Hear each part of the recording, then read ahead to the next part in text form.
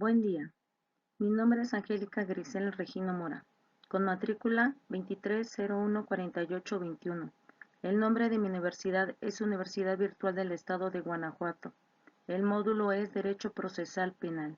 El reto es el número 1 llamado ¿Cuáles fueron los antecedentes latinoamericanos de la Reforma Constitucional Mexicana?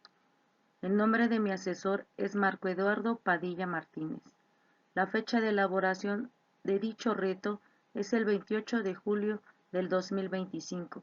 En dicho reto refiere dar contestación a las siguientes preguntas.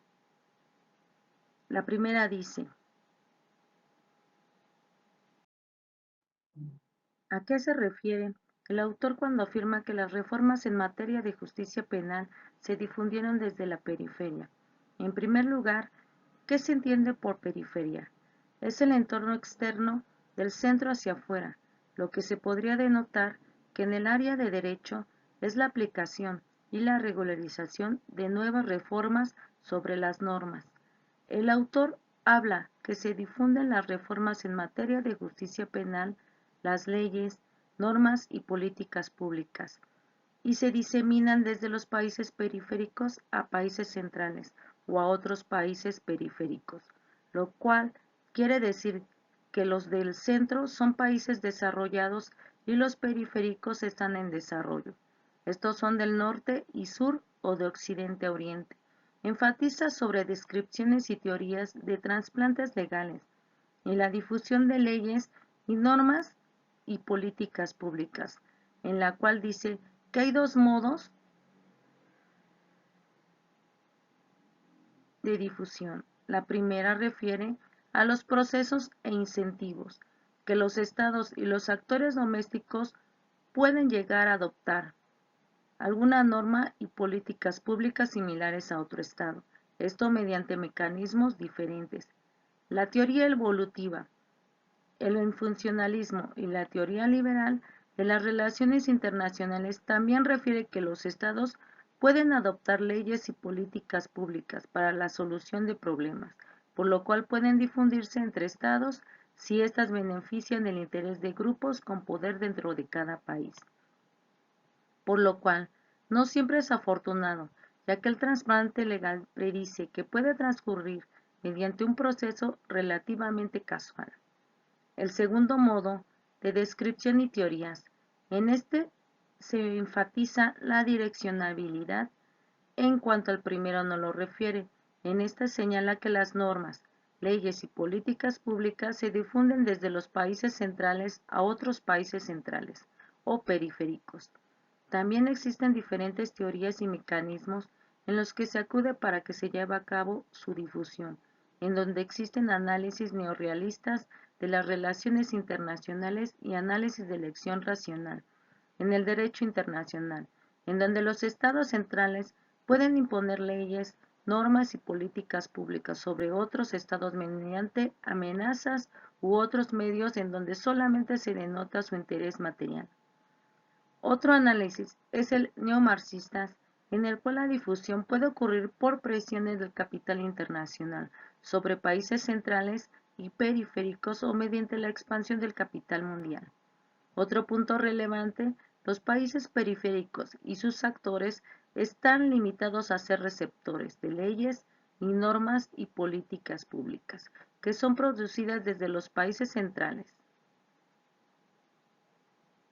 El autor refiere un tercer modelo, en donde actores en países periféricos o semiperiféricos se articulan y tienen un rol crucial en la difusión de leyes y normas políticas públicas, en donde no solo es la recepción doméstica, sino también la difusión regional y global de estas. La difusión puede ocurrir o ser facilitada por diferentes factores que incluyen problemas, procesos políticos y sociales comunes y shocks comunes también incluyen imposiciones, presiones e incentivos externos de emulación. También, la direccionabilidad geográfica de este proceso de difusión puede ser difusión horizontal o semi-horizontal desde la periferia y la difusión triangular desde la periferia.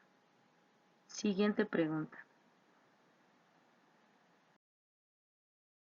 ¿Qué distingue a los códigos inquisitivos y a los códigos acusatorios en Latinoamérica. En los códigos inquisitivos, el primero para Hispanoamérica fue las 7 partidas, que regulaba cuestiones procesales desde el año 1265, después, en 1810 hasta 1830. Se discutió sobre estas constituciones y leyes, en el cual se mencionó si los estados latinoamericanos debían sumarse a la ola de reformas procesales del siglo XIX o adaptarse a modelos españoles. En 1808, Napoleón adoptó su Code d'Instruction Criminelle, el cual alejó a Francia del modelo inquisitivo, pero que siguió la tradición de este, en donde en primer lugar estableció una investigación preliminar, secreta y escrita, en donde el imputado tenía derechos limitados. Incorporó un juicio oral y público ante un jurado.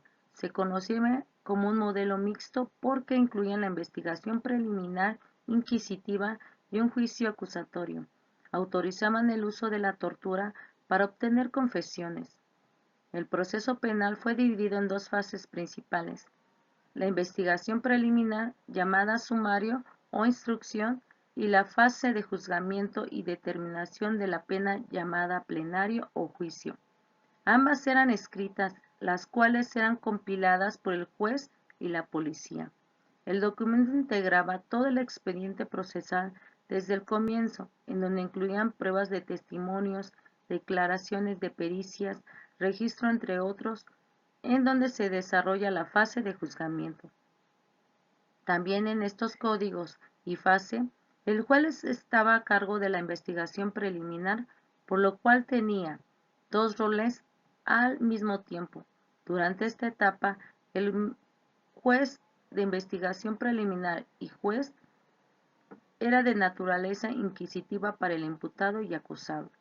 El imputado tenía derechos limitados durante esta fase, no tenía discrecionalidad fiscal, por lo cual el juez o fiscal podrían iniciar un proceso de un delito sin considerar la gravedad de éste y las características del imputado.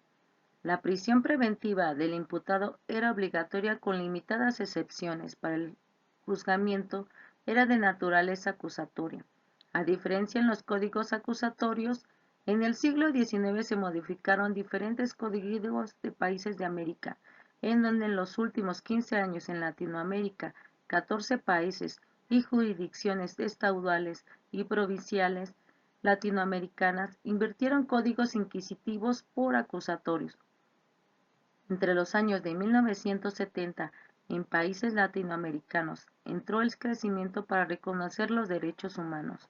Sus principales diferencias de los códigos acusatorios a los códigos inquisitivos son: contenían juicios orales y públicos. El imputado tenía más derechos durante la investigación preliminar. Poner al fiscal a cargo de la investigación preliminar respecto a delitos menores. Mantenían el principio de legalidad procesal. Conservaba al juez de instrucción, esto adoptado bajo el Código de Córdoba de Procedimientos Penales de 1939.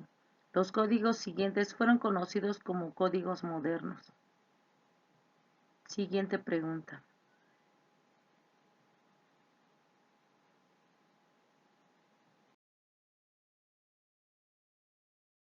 ¿Cómo influyeron los actores internacionales en la formación y expansión de la red de activistas y reformadores en América Latina?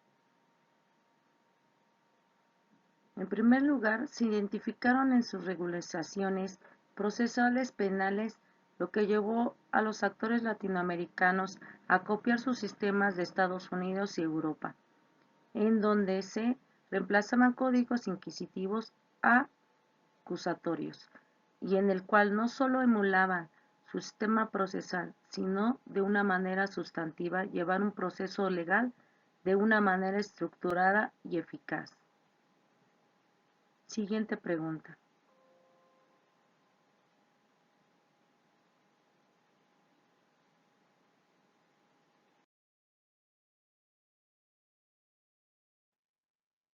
En el texto de Langer, en mi opinión, refiere cómo en el transcurso del tiempo se ha transformado la regularización de ciertas normas de un proceso inquisitivo o mixto a un sistema penal acusatorio.